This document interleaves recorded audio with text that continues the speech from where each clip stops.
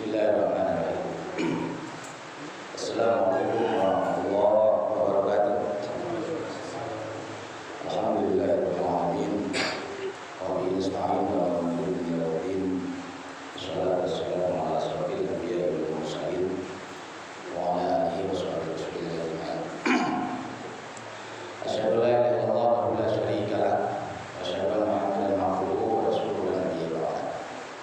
Kepada ibu sekalian, kita bersyukur kepada Allah Subhanahu wa taala pagi yang berbahagia ini, walaupun dalam suasana hujan kita masih bisa melaksanakan kewajiban kita salat subuh. Alhamdulillah kita laksanakan berjamaah. Salawat dan salam semoga tercurah kepada junjungan kita Nabi besar Muhammad sallallahu alaihi wasallam. Bapak dan Ibu sekalian, beberapa hari yang lalu kita sudah membahas tentang perubahan. Allah Subhanahu wa taala berfirman, "Innallaha la yughayyiru ma biqaumin hatta yughayyiru ma bi anfusihim." Sesungguhnya Allah Subhanahu wa taala tidak akan merubah nasib suatu kaum, tidak akan merubah nasib suatu bangsa, dan tidak akan merubah nasib seseorang hingga dia merubah apa yang ada pada dirinya. Kemarin sudah kita jelaskan bahwa apa yang harus kita rubah sehingga orang itu bisa berubah. Maka yang harus kita rubah adalah pemikirannya. Jadi pemikirannya yang harus kita rubah, bukan sikapnya. So kalau pemikiran yang kita rubah, maka otomatis pemikiran itu mempengaruhi sikap. Pemikiran itu mempengaruhi perbuatan. Maka ketika seseorang berbuat didahului oleh sebuah pemikiran. Maka kalau kita ingin merubah seseorang, maka pemikirannya harus kita rubah. Tapi ada juga orang berusaha merubah seseorang, langsung merubah perbuatannya tanpa merubah pemikirannya. Contohnya, kadang-kadang itu orang lain menyuruh anak itu, kerajuan pak, kerajuan, kerajuan silah. Jadi istilahnya itu kita menyuruh tanpa berpikir. Karena itu yang terjadi adalah Bapak dan Ibu sekalian, perubahan yang terjadi itu sementara sifatnya. Ya, ndak laki di kepalanya. Kini nampak awalnya berubah, ndak ada awak, hanya wajib. Kenapa? Karena dia berubah tanpa dia pahami. Ya, dia berubah tanpa dia pahami. Contoh yang lain umpamanya, ketika orang merubah seseorang dari biasa-biasa saja, kemudian ingin merubah seseorang menjadi orang siap, menjadi orang rajin beribadah, maka kadang-kadang yang kita lakukan adalah mabit,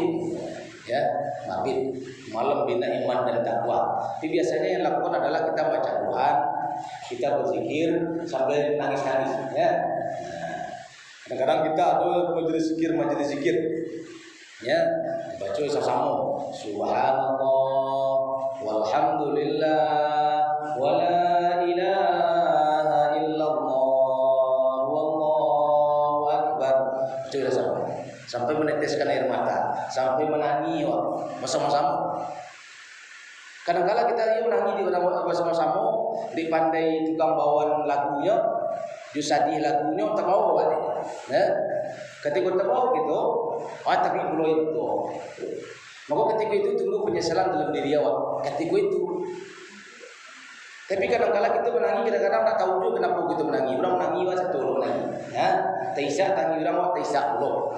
Ya. Maka ketika itu berubah awak. Tapi sehari 2 hari sudah itu kita balik ke kerajo lama. Kenapa? Karena kita menangis ketika itu dimancili orang banyak menangis. Itu terbawa suasana. Maka perubahan yang terjadi kalau hanya sikap yang kita lakukan, maka perubahannya sementara. Maka oleh karena itu Bapak dan Ibu sekalian, kalau kita ingin merubah dan merubah umat ini pokoknya dari kondisi rendah hari ini, dari kondisi terpaksa hari ini, dari kondisi tertindas hari ini, atau dari kondisi di mana umat hari ini pemahamannya kurang, maka yang harus kita rubah adalah pemikiran. Sehingga ketika dia sadar, ya, tahu dia bahwa kita perlu melakukan perubahan, maka perubahan itu akan terjadi. Jadi tidak terpasu-pasu dia berubah, ya. Tapi perubahan itu muncul dari kesadaran dirinya.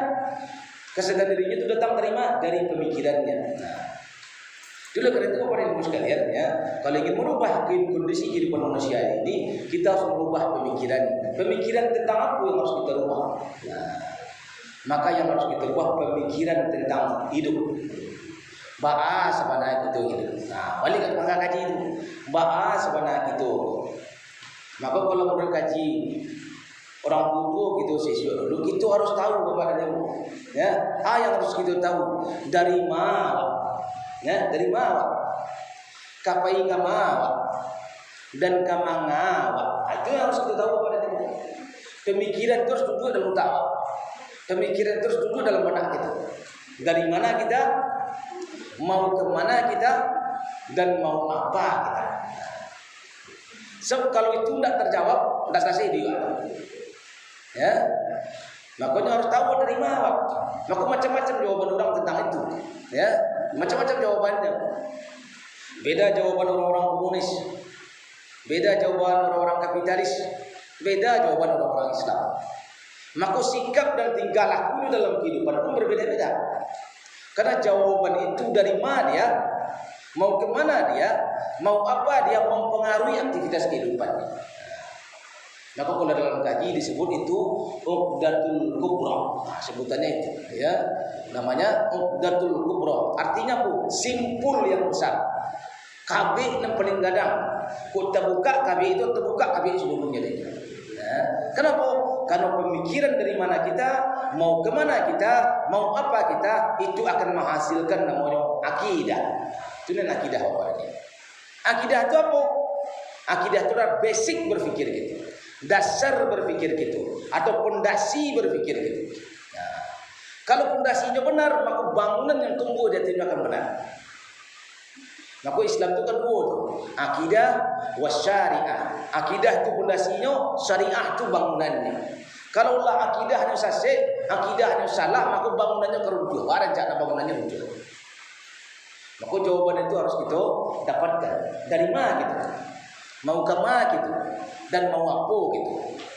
Nah, baca kita bisa menjawab itu Bapak dan Ibu sekalian. Dari mana kita? Maka kita hanya bisa memikirkan sesuatu yang real, sesuatu yang nyata dalam kehidupan. Apa yang bisa kita pikirkan yang nyata dalam kehidupan yang nampak gitu? Ada yang bisa kita pikirkan al-insan, manusia. Ada yang bisa kita pikirkan al-kaun, alam semesta. Dan ada yang bisa kita pikirkan namanya al-haya, kehidupan. Maka yang bisa kita lihat dalam kehidupan itu tiga utuhnya. Al-kaun, al-insan, al-haya. Alam semesta, manusia, dan kehidupan. Makanya para orang tua itu dulu mengaji bahwa man arafa nafsahu faqad arafa rabbahu. Barang siapa kenal akan dirinya, berarti mengaji tentang manusia, maka dia akan kenalkan Tuhannya. Ya, Bapak dan Ibu sekalian. Jadi dengan itu memikirkan manusia, dengan itu memikirkan alam semesta, dengan itu memikirkan kehidupan, kita akan tahu apa yang ada sebelum kehidupan dunia. Jadi kalau kita bicara dari mana gitu, kita bicara sebelum alam kehidupan dunia. Sebelum dunia aku ada, sebelum ada berado, sebelum bumi hijau lagi, sebelum berserubu berneraka. Apa kaji orang Selawai itu? Nenado ya. Ya, apa nenado? Ya. Jadi Bapak dan Ibu sekalian, kalau kita memikirkan yang bisa kita pikirkan yang tampak.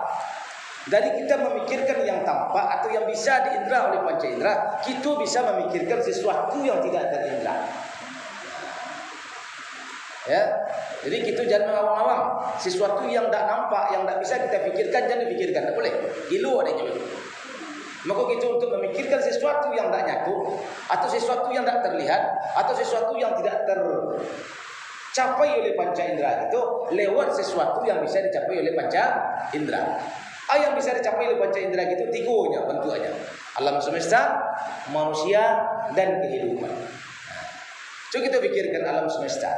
Alam semesta, Bapak dan Ibu sekalian, adalah kumpulan benda-benda. Alam semesta, coba kita perhatikan alam semesta. Alam semesta itu adalah segala sesuatu yang tidak bisa mengurus dirinya sendiri. Ya, alam semesta itu sifatnya terbatas. Terbatas Bapak dan Ibu. Kok batu mau terletak di muka suraunya kata tak istunya. Tidak akan berubah menjadi bangunan kok. Kecuali ada perlakuan terhadap dia. Berarti dia tidak bisa ngurus dirinya sendiri. Atau ketika dia terletak dalam sungai, dia tak dalam sungai. Kecuali ada ia gadang lalu baru ia lah bawa. Jadi ini sifatnya terbatas. Ba'abana lawan semesta ko berkumpul, ba'abana gadangnya lawan semesta ko, dia sifatnya terbatas. Serba kurang dan butuh kepada yang lain. Tolong semesta apa pada itu? Air yang dibatasi mengalir dari atas ke bawah. Bila dia bisa naik ke atas ada perlakuan. Butuh kepada yang lain supaya bisa naik ke atas. Baca roh dipasang senior. Dipasang nasional naik ke atas. Di matian turun ke bawah lagi. Karena keterbatasan ada lagi dari Allah SWT. Oh kita pakai mesin pun lagi keterbatasan dari Allah. Kalau itu mesinnya jarak tembak sekian ya Pak, jarak isuknya sekian ya Pak. Lewat dari itu dari isuknya leh. Di seluruhnya ada batasan Bapak dan Ibu. Begitu juga itu manusia. Sehebat-hebat itu manusia Bapak dan Ibu, pasti ada batasannya. Ya, sehebatnya gitu, pasti terbatas sifatnya. Tidak ada gitu manusia super. Ada manusia super? Tidak. Ada. Saya tahu bedanya manusia super dengan manusia biasa. So, kalau manusia super kan Superman, Batman. Apa bedanya? Kalau manusia biasa, kolornya di dalam. Kalau manusia super, kolornya di luar. Nah, kalau di luar letak kolornya super bisa tabang. Jadi Superman dipasang kolor luar tabang, Batman dipasang kolor luar tabang. Ketika di dalam, jadi bentuk orang, bentuk orang ya. Nah, jadi kita tidak ada super apa terbatas. Kita ingin punya anak, tidak bisa seorang dah. Harus cari orang lain. Harus punya bini lah. Dan tolong dia dua, syukuri ya. Syukuri tak kenal. Ya. Lau sekian orang bawa, tidak bisa lo anak lagi. Ada juga batasan Bapak dan Ibu. Ya, baju payah gerejo, tidak bisa lagi. Lagi dibatasan oleh Allah SWT. Jadi walaupun begitu manusia pun sifatnya terbatas, serba kurang, butuh kepada yang lain. Atau yang ketiga yang bisa kita lihat langsung kehidupan. Kehidupan pun model itu. Kehidupan itu pun terbatas. Walaupun kita mengatakan saya ingin hidup 1000 tahun lagi. Karena ada orang ngecen, saya ingin hidup 1000 tahun lagi. Bisa enggak? Tak bisa. Ada batasannya. Allah lah menentukan kepada kita batasannya. Batasannya ajal, waktu. Fa iza jaa ajaluhum la yastakhiruna sa'atan wa la yastaqdimun. Ada batasannya. Jadi Bapak dan Ibu sekalian, ketika kita memahami alam semesta, manusia, kehidupan itu ada batasannya, terbatas sifatnya, maka muncul dalam pemikiran manusia. Muncul dalam pemikiran manusia. Ada sesuatu yang tidak terbatas. Jadi ketika itu berpikir seluruhnya terbatas, tidak mungkin ada dengan sendirinya dong. Tidak mungkin terjadi dengan sendirinya. Maka muncul dalam benaknya ada sesuatu yang tidak terbatas. Siapa yang tidak terbatas itu? Ya, siapa yang tidak terbatas? Yang maha. Ya, yang dia tidak serba kurang dan dia tidak butuh kepada yang lain dan dia tidak terbatas. Itulah pengkajian itu sebelum kehidupan dunia. Insya Allah besok kita lanjutkan Bapak dan Ibu sekalian. Jadi biar ada penasarannya, ya, sehingga tahu gitu kenapa gitu siapa yang ada sebelum kehidupan dunia dan itu akan mempengaruhi kehidupan kita pada masa yang akan datang. Bila kita hidayah, assalamualaikum warahmatullahi wabarakatuh.